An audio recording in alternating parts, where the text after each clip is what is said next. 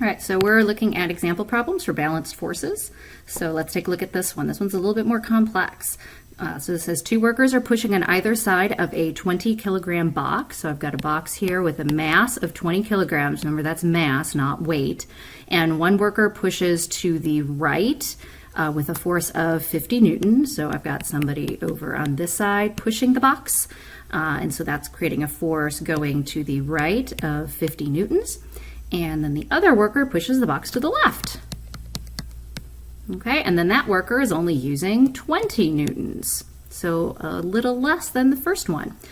And so while both workers are pushing, the box moves to the right 10 meters in 5 seconds at a constant velocity. So the motion here is going to the right. So the box is moving in that direction with a constant velocity. So the first thing we have to ask ourselves is balanced or unbalanced? And the key here is constant velocity. So that means our forces are definitely balanced here. And we have to figure out, well, what are all of the forces acting? So if we have balanced forces and one guy's pushing with 50 newtons, the other one's pushing with 20 newtons in the other direction, we have to have friction in here to balance them out. And that just makes sense. If we didn't have friction, these guys would slide on the floor and wouldn't even be able to walk. So let's start by drawing our system diagram. And so we've got our box, and then we have worker number 1 and worker number 2 are pushing on it. And so those are going to be 2 different applied forces. So I'm just going to call this FP2 and FP1 for those pushes. And then the earth, of course, is pulling down on everyone with the force of gravity. And they're all sitting on a floor. So we have a normal force and a frictional force between the floor and everybody on here. All right. So now let's go ahead and sketch a free body diagram. Now I should have specified here, we're going to sketch a free body diagram for the box, not for everyone involved. We could sketch one for both workers as well as the box. This problem's complex enough, so let's just go ahead and do only the box. So I'm going to use a dot to represent the box, and gravity's always pulling down towards the center of the earth, and then the normal force is pushing back up from the floor. And since we're not moving or accelerating or anything up or down, we know those 2 forces have to be balanced. And then we're just going to call this worker 1 is pushing to the right. And remember, that was our 50 Newton force. And then worker 2 is pushing to the left, and that was our 20 Newton force. So I'll just put 20 Newtons here, just so we remember. And then we need the force of friction. Well, if we're moving to the right, then if we're sliding the box to the right, then friction has to be pointing to the left, and then we're going to calculate the amount of friction coming up in just a little bit. And then I asked you to draw a vector addition diagram. So this is now where the vector addition diagrams can kind of be helpful for figuring out what our extra forces are, or unknown forces. So I'm going to draw my force of gravity pointing down first, and then remember tip to tail, and I just kind of like going around counterclockwise, makes a nice box. And so then I'm going to have my applied force from the first worker pushing right, so that's their 50 Newton force. My upward force is the normal force, so I've done my force of gravity, applied force 1, normal force, and now let's take a look at the 2 forces pointing left. So we know that the second worker pushes with 20 Newtons of force as opposed to 50 Newtons as this guy is down here. So that arrow is not going to go all the way to the other side. So that means that we have to stick our force of friction in here.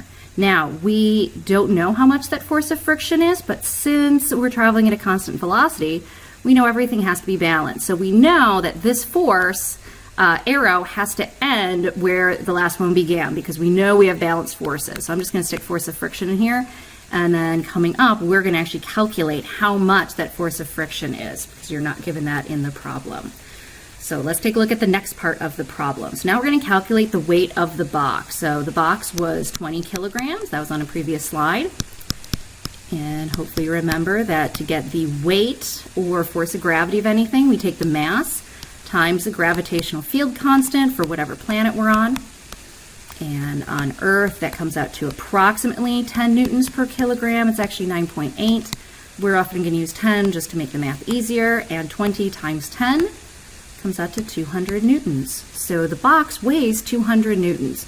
So let's figure out what the normal force is on the box. So if we remember our free body diagram, we had the force of gravity pointing down and the normal force pointing up, and we said those two had to be balanced because the box wasn't moving at all up or down. So we know that our normal force from the floor has to equal the force of gravity, and we just said the force of gravity was 200 newtons. Okay, so now we've got the normal force on the box. Next, we're going to calculate the amount of friction on the box. This one's a little trickier. So we have our applied force coming out this direction, which was 50 newtons. We have our second applied force pointing left, which was 20 newtons. And then we said we also had to have a force of friction. We don't know how much that was. But once again, we know our forces in that direction are balanced because we're moving at a constant velocity. Okay, so even though we're moving, the forces are still balanced because we're not speeding up or slowing down. And so that means that all of our forces pointing left equal all of the forces pointing to the right. So let's go ahead and write that one out. So all of our forces pointing to the left, that's the force of friction and the left applied force. And the only thing pointing right is the applied force on the right. So now let's just plug in the numbers that we know. So I don't know force of friction. I know the applied force to the left is 20 newtons.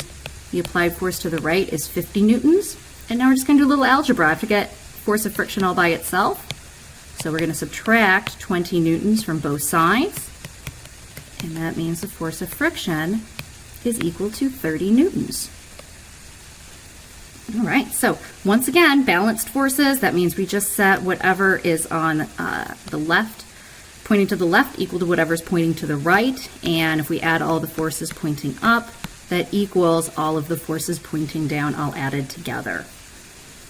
So now let's move on to a little review back to our constant velocity unit. So we're going to figure out the velocity of the box, and we want to show our answer using algebra and a graph. So let's try this one out. So we're going to start with the equation or mathematical model that we figured out using our lab in the first unit. And that is our final position of an object is equal to its velocity times the amount of time it's moving, plus whatever initial position we started at. And if we don't know what that initial position is, or we really don't care, we just know how far we went, we can just call that 0. And we're going to do that right here. So it says, while both workers are pushing, the box moves to the right 10 meters in 5 seconds. So that means that our final position here is 10 meters, because we're calling our initial 0. We're saying it moved 10 meters from that point. And we're looking at a time period of 5 seconds. And I want to know what that velocity is. So all I'm going to do here is just plug in the numbers we know. So our final position is 10 meters. And our velocity we don't know, so we're going to leave that as a v. Our time's 5 seconds. And we're going to call our initial position 0. Okay, so now I have to solve for v. So we're going to, first of all, ignore that 0 because that just goes away. And v is multiplied by 5 seconds. That means I need to divide both sides by 5 seconds to get rid of that. V equals 10 divided by 5. So hopefully you can figure that out even without a calculator. 10 divided by 2, or I'm sorry, 10 divided by 5 is 2. Meters divided by seconds is just meters per second. And there's our velocity of the box while both workers are pushing. So now let's go ahead and try that out with a graph. Okay, so the graph that makes the most sense here is just going to be a position versus time graph. So I'm going to make the y-axis position, x-axis time. I'm going to go ahead and start everything at 0 here. And I'm going to count over, let's just make this 1, 2, 3, 4, 5 seconds. So I'll make 2 boxes, 1 second on each of these guys. Okay, and then for vertically, we'll just make each box 1 meter. So they're 2, 4, 6, 8, 10. Okay, so we're going to just call our initial position 0 at 0 seconds. So we'll just say that's our starting point. And they move 10 meters in 5 seconds. So I start over here at 5 and I find 10. I plot a point right there. And now I can just go ahead and connect the dots. Oops. This is why you need to have a ruler when you do this. Kind of hard to put a ruler up against my screen. And we know on a position versus time graph, our slope is equal to our velocity. and that's just going to be the rise over the run. So we can pick any spot on here and count going up. So I can pick this spot right here, and I don't know, let's say this spot right up here, and I can count up. So this is 1, 2, 3, 4 meters going up, because I made each box here 1 meter, and then going over, I made each box half a second. So let's make sure we're counting our seconds correctly. So I'm going to go over, that's 1 second, and then that's 2 seconds. So to get my rise over run, I'm going to go up 4 meters over 2 seconds. 4 divided by 2 is 2. Meters over seconds is meters per second. So I get the exact same thing I got on the previous answer. Okay, you could theoretically do a velocity versus time graph here, but you're really working quite a bit backwards, so I would not recommend using that one.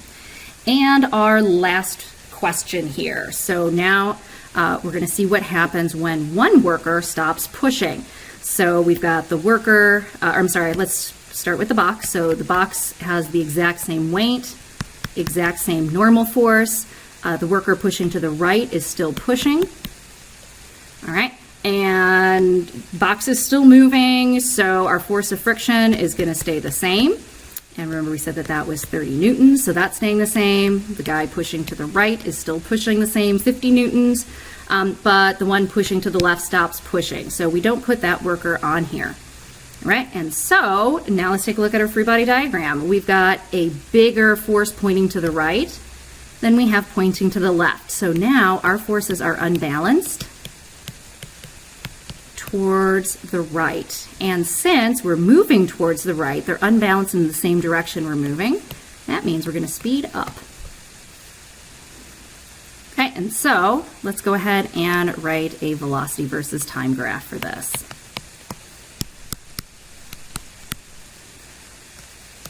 Okay, so we're going to make that 0, 1, 2, 3, 4, 7, 8, 9, 10. So there's 10 seconds. And we're pushing with what do we say, 2 meters per second. So I'll just make that a 2, 4, 6, and so on. So we know already we're pushing with a constant velocity of 2 meters per second for the first 10 seconds. And then the second worker stops pushing. So we just have friction pointing left and the first pushing force pushing to the right. And since they're unbalanced, we're speeding up, and we're going to speed up at a fairly constant rate. So we're just going to have a diagonal line pointing up and to the right. We don't know how far, so it just depends until we hit a wall or that worker stops pushing. But basic what's happening here is the box is going to be speeding up because the worker does not have anyone pushing against him. So this was a little trickier of a problem, and if you have questions, again, please email me or ask me in person.